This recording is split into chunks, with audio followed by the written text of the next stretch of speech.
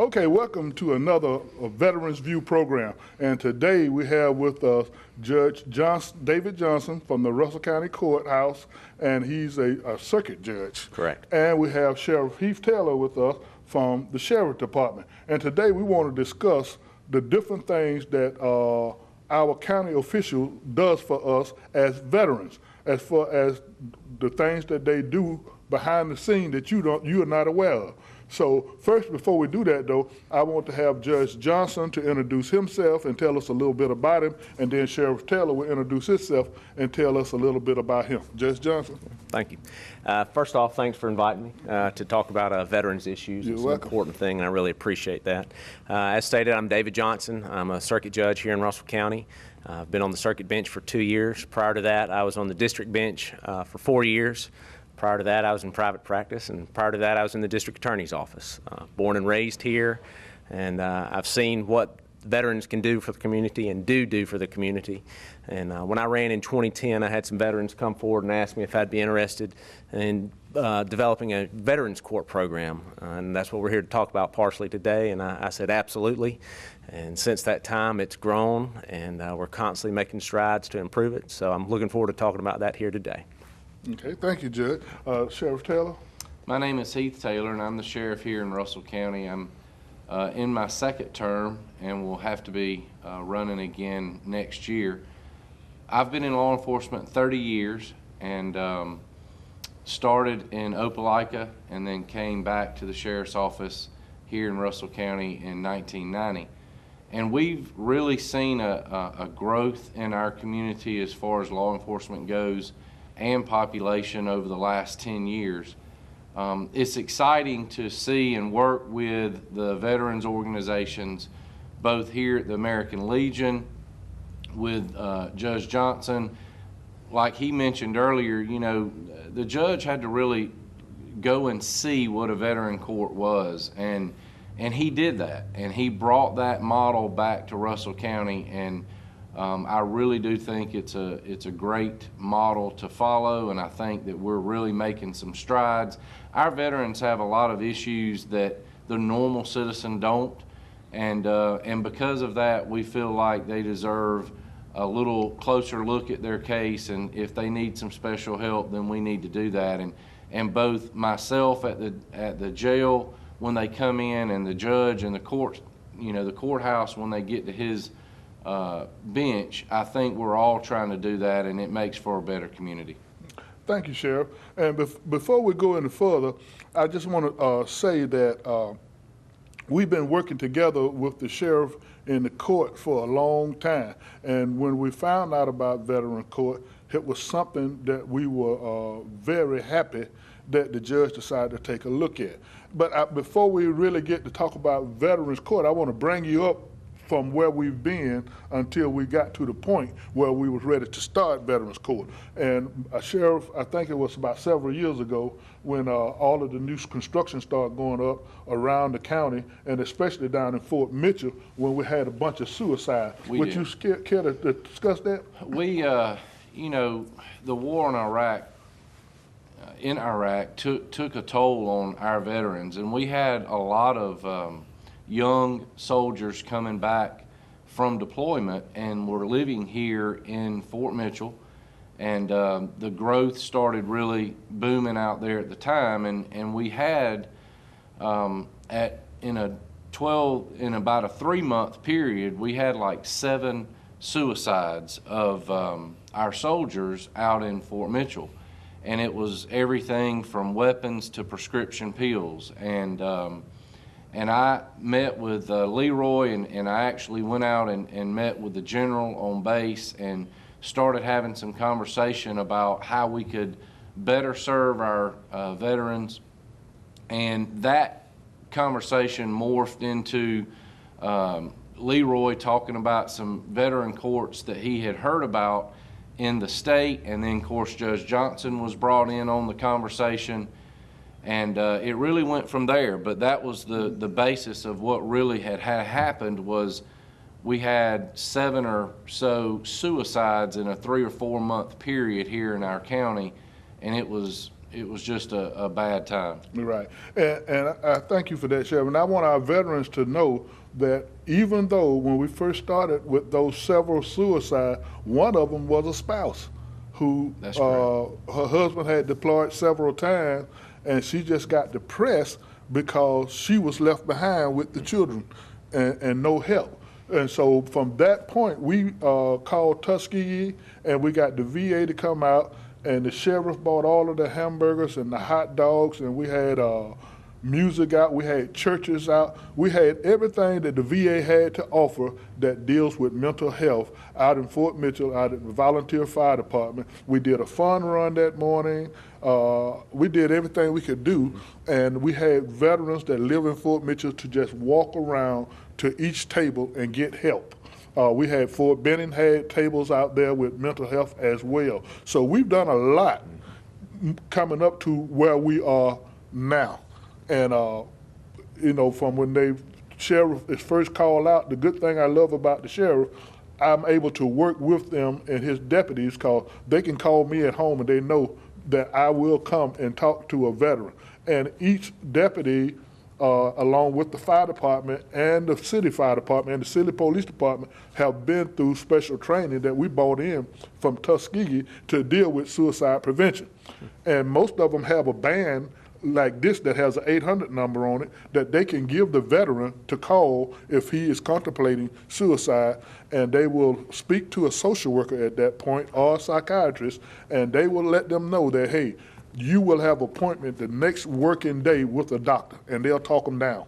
Wow. And so that works really good. And also, the sheriff have a special list at the jail, so if the veteran comes in, his name goes on that list, and they can contact us, and when we go down and check it, the list, we can talk to those veterans and see whether or not we can get them started into a treatment program.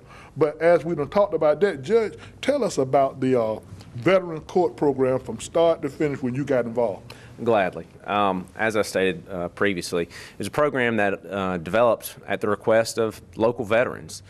And the Veterans Court program is similar to the drug court program in that it is an alternative to traditional means of sentencing and handling cases. If a veteran comes in contact with law enforcement, then as Leroy was saying, when they go down to the jail, their name goes on a list. And the VA, through an outreach officer, and the American Legion resource as well, which is just, I can't explain to you how important the American Legion has been in the whole process. Will identify the veteran and make them aware of the Veterans Court program. And what it is they come into the program, they enter a plea of guilty, and we hold on to that plea of guilty. And if they successfully complete the program, the case may be dismissed. When they come into the program, there are certain things that they're required to do. The veteran's required to go see a treatment professional to see if there's any underlying diagnoses that have been made or need to be made in regards to post-traumatic stress, dependency on alcohol or drugs, traumatic brain injury, all of these things that you can't see by looking at somebody, and these things that are plaguing our veterans coming back from abroad. Once they've undergone that evaluation and they come into the program, and as part of the program, they're required to go through the counseling and the treatment that has been diagnosed and prescribed. Additionally, they're required to do community service hours in the community. But one of the things that really makes the Veterans Court program different than drug court programs is the fact that we have a strong mentor program. The mentoring program is one in which other veterans agree to be a mentor, in essence, someone to talk to if you're having a tough time, or if you're having a tough time getting to an appointment. You know, basically somebody to lean on. Because I mean, the reality is there are certain things veterans can talk with one another about that the average citizen just can't relate to. And thankfully, the American Legion and the veterans in the American Legion have been more than willing to step up and take on that role as a mentor. And because of that, the program's really growing. And it's an exciting time in the program right now because we are getting ready to do some training with the National Veterans Court programs, where we're going to have additional training come in from Washington, D.C. to work with all of the players in the community in the Veterans Court program. And something that I think everybody in the community needs to be aware of is just how willing to get on board everybody is for this program. the American Legion, the Sheriff's Department, District Attorney's Office, the defense attorneys. Everybody is pulling together because everybody understands these men and women have made a huge sacrifice for us, and it's not asking anything for us to return the favor to them. It's really the least we can do, and we're striving to do more. So that's the thumbnail sketch of it. But like I said, we're getting ready to do some exciting things with it. Thank you, Judge, for that. And I wanted to say, and Judge mentioned it, we still have the district attorney that was unavailable for us today to be here because they play a vital role in this Veterans Court. Because they can stop a veteran from going to Veterans Court. And see, so veterans out there, I want you to be aware that we are here for you, and that if you have any problems, you need to come in contact with us. Not only the district attorney, but the county commissioners plays a good role because they support us with funds to help us run these veteran programs that we are doing. And we truly appreciate that. Again, Peggy Martin, the chairperson for the county commission, was supposed to be here, but she had some other pressing things that she had to get done. And we will come back with them later on the program to talk about some of the things that they do to help us run other programs that support not only veterans, but the veterans' families and our children and youth program, which we run throughout all 3 high schools in the county: Russell County High School, Central High School, and Glenwood High School. So we will come back later and talk about some of those programs. Before we leave this segment, I just want to make a comment about Judge Johnson. It's easy for people to talk about and about doing things and about putting in programs. That's easy to sit around a table and talk about. In my opinion, the judge, really the rubber met the road when he stepped up and put this in place in the court system. It was, I think, one of the first, not the first, but one of the first veterans courts in the state of Alabama. There wasn't but one other that I'm aware of at the time that he did this. And so I just wanted to mention that this isn't there's 67 counties in the state, and not all counties have this program. In fact, I'm not aware of but one other one that at the time we started. There may be others now, but the issue is it's easy to talk about putting something like this in play, but the people here, and especially Leroy and Judge Johnson, really stepped up and put something into play that we didn't have before that I think makes a huge difference. Thank you, Sheriff. Thank you, Sheriff. And I want to say that we here, the American Legion, works very good with our elected officials. And veterans, I think you will be proud to know that they truly care about you. And that's why I wanted to interview them, bring them on so you can see them, know who they are, and don't be afraid to speak to them and say hi and say thank you, because they are doing a great job, and they have never turned me down when I came to them for help for veterans. So veterans, I want you to realize what your sphere of influence is, and I want you to support those businesses which support veterans. Thank you, and we'll be back later after this short commercial break. GQ, the king of style, is having a door-busting sale. Name brands like Levi's Jeans 501, all colors on sale. GQ carries big-size Levi jeans up to size 60. New fashion like the Rip and Biker Look jean on sale. Fancy shirt and T-shirts on sale. Name brand shoes like Polo, Timberland, Eastland, and Nike shoes are all on sale. GQ is located at 3790 Pepperell Parkway inside Shagahatchee Square Shopping Center in Opelika. Don't miss this door-busting sale at GQ, the king of style.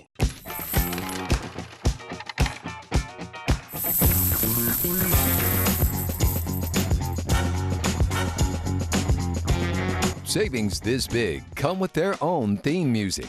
State Farm agent Bob English in Phoenix City can help you get all the discounts you deserve with a free discount double check.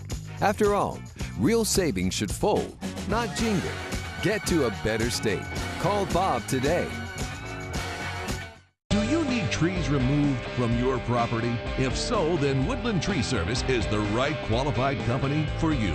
With over 24 years experience, Woodland Tree Service is fully licensed and insured, specializing in current arborist techniques, tree removal, trimming, shrub trimming and removal, stump grinding, and insurance claims. Call Donnie Pitts at 334-297-9683 or 334-332-5971 for a free estimate.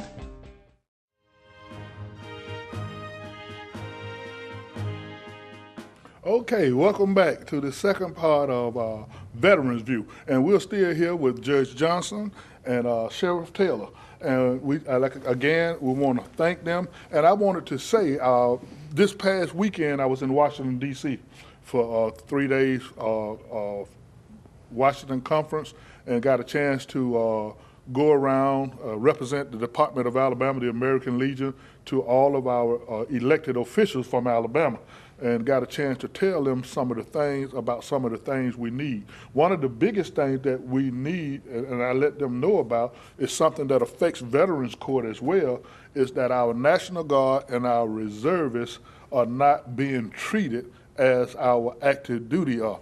Other words, when you get off of active duty, you get a separation physical. So they try to figure out what's wrong and get you treatment for it and go ahead on and get you signed in the VA, start working. But our National Guard, they just get their papers and they're separated in the reserve. So one of the top legislative issues for the American Legion is that if you're gonna deploy our National Guard and our reservists 2 and 3 times to combat, then we want them to get the same treatment that our active duty get and get a separation physical so that they know what's wrong with them when they get out and they are already placed into the VA system so that they can get the health care that they need, whether it's mental or physical, that they can get it. So that was one of the issues that we pushed in Washington, D.C. this past weekend.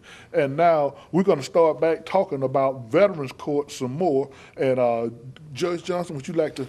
Yeah, what you were talking about, a separation physical, not being applied to folks who've been deployed, kind of leads into something I'd like to talk about, which is the difficulties we face in the Veterans Court in the lack of resources coming down from the VA in regards to identifying veterans who need help and then even providing the help they're entitled to. Thankfully, like I mentioned earlier, through the American Legion and our local veterans and law enforcement as well, we've had a lot of, I don't know how else to say it, but free help. The Sheriff's Department and the American Legion are the front line to identifying veterans who need help. And they're also the front line in connecting veterans with resources. You know, these are things, you know, our federal government is great on supporting veterans while they're enlisted and overseas, but when they come home, it's falling to law enforcement and local individuals to pick up the slack, and they've done a great job. But I think it's important that we are aware that there is still need, and I would encourage anyone watching, listening to please contact the American Legion, contact Leroy, see what you can do to help, or contact the Sheriff's Department, see what you can do to help, because these two gentlemen are working tirelessly to provide services for people that are beyond the scope of what they're actually required to do. And I think a lot of people don't realize the extra burdens that people are taking on to fill the gap. And I want to say thank you for that, and encourage people out there to please do the same thing. Step forward, help. That's what it takes to make things better, so please do that.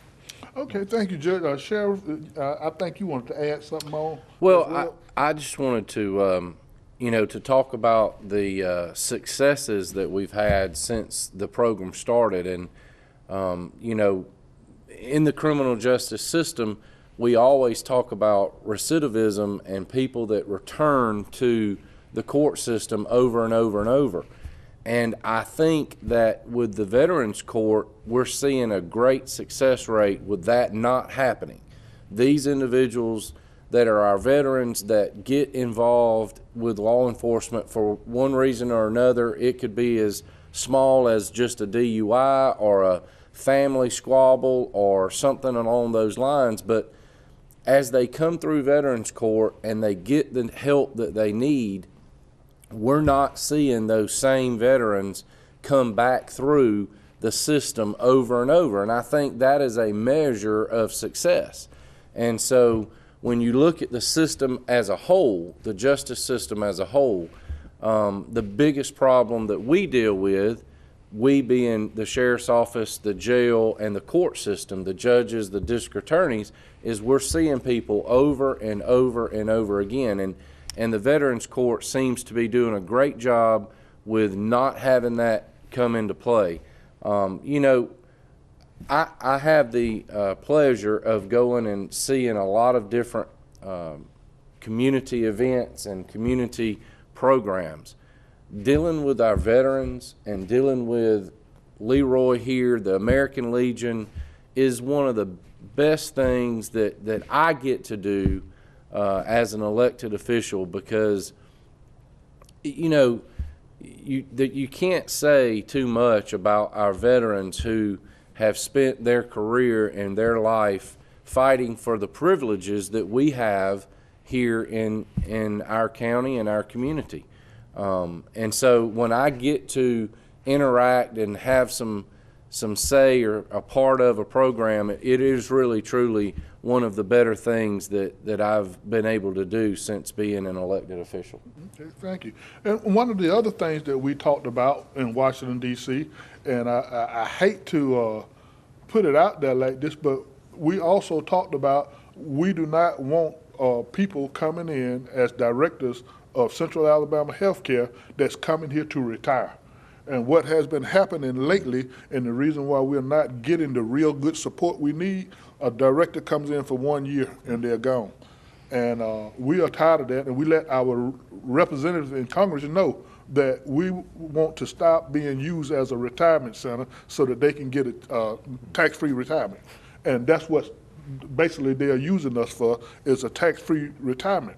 So we want a young director, preferably in the late 40s, 50s, that can come in and run this program and keep it going. Anytime you have a person here for a year, they're not going to get anything accomplished.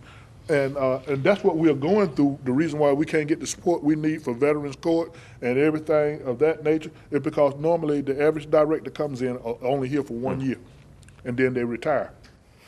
And just so you understand, kind of putting that in perspective, the Veterans Court program takes more than a year to complete. So if you have somebody at the VA who's gone before somebody can even come in through the whole program, you know, you've got somebody in a veteran coming in and completing a program, it takes them longer to do that than somebody's doing their job in Montgomery. Right. So it's just not fair. But the sheriff was talking about the recidivism rate being really low amongst the veterans, and that's true. I mean, I can only think of a couple of instances in which we've had somebody come back in contact with law enforcement in a negative way after they've completed the program. One of the big challenges we have with veterans, and it's just the nature of it, is overcoming the warrior mentality in regards to a lot of guys just don't want to admit that they need some help. And there's no shame in that, none at all. I mean, the sacrifices people have made, it's hard to admit that you need some help. But I wish I could videotape some of the changes that we've seen in some of the guys. The sheriff was talking about it doesn't matter how small the case may be. One of the most dramatic changes that we saw in a veteran was a guy who came in on a speeding ticket. And he came into court, and he obviously was uncomfortable, and he was not, this was just a regular traffic court date. And he wasn't responding to questions in a regular manner because he seemed nervous. And I asked him to sit back down while I handled court and put him at the end of the docket, and somebody else in the crowd came back up with him. And it was another veteran who had just seen this guy and decided he wanted to talk to him. And the young man came forward who had the speeding ticket, and the other gentleman came with him and says, "Judge, the reason he's having trouble is he's got a couple of issues. He's got traumatic brain injury, and he's got post-traumatic stress, and being in this room full of people is affecting him." And so we put him in the Veterans Court program on a speeding ticket. And we put him in contact with services that he needed at the time and continues to need. And by the time he had completed the program, it was 180 degrees. I mean, he was a completely different guy. So those are the changes that we can see and help those guys and gals. And that's why we need you in the community to help with the American Legion law enforcement in any way you can, because, like I said, it's the least we can do to help these ladies and gentlemen. And one of the things that we don't see in Veterans Court, but I'm sure that there's issues out there, is our female veterans. Mm-hmm. And I want female veterans, if you're watching this program, to know that we are here for you. And if you need our help, come. We will be glad to help you. We've just finished last month. We did our second female veteran stand down where we bring everything that the VA has to offer right here in this post, and we set up in both rooms, and we have doctors here that can do exams on the spot. We have social workers, counselors, psychologists, and whole 9 yards. We feed them. We do everything. We apply for the benefits that same day while they're here. The BVA is here from out of Montgomery, and they do everything that day, and we take care of. Because when the VA was first established, it was established to deal with men coming back from combat, wounded, and everything. We had no specialty program. Well, now females are in combat as well. And now the VA around the country is setting up specialty clinics for VA. Some of these women are young women. They're still married or maybe have babies and stuff. So we need those specialty clinics for our female veterans. So I want to say to you female veterans out there watching that we are here for you as well. So if something is bothering you and you have PTSD or TBI and you feel you need assistance, come to us. These officials that we have here, they care about you as much as I do. And the others that are not here throughout our county and our city, they care as well. So we are going to continue to work for you. And I invite all veterans that are watching this program, if you qualify, to come and join the American Legion. We are the largest wartime veterans organization in the country. And that's what we do, is we take care of our veterans. Still serving veterans. I think that's a really good statistic that you were talking about, the females. In 1990, when we built the facility that we were in, we were housing 16 females. We built the jail for 16 females. We were housing about 8. Today, we house 50 females a day. And so we had tripled our capacity. And that isn't, the veterans, the female veterans are not immune to that epidemic, right. You know, and most of our females are drug related. You know, most of our females are drug related. They come in and they may have a theft or it may be a bad check or something like that, but it's related back to drug abuse. And so we saw a huge increase in our female population. And, you know, I know that there are female veterans out there that need services as well. Right. And thank you. And that's what my plea is right now today, is to our female veterans to know that we are a full service American Legion, and our court system as well as our jail, we try to treat all our citizens right, and especially veterans who have borne the battle of war. Come, let us help you if you need our help. Even if you don't need our help, come and help me to help other veterans. Come and be a part of the American Legion. The best kept secret in Phoenix City and Russell County, Alabama. Thank you, and that's the end of another great Veterans View program. And see you again next month.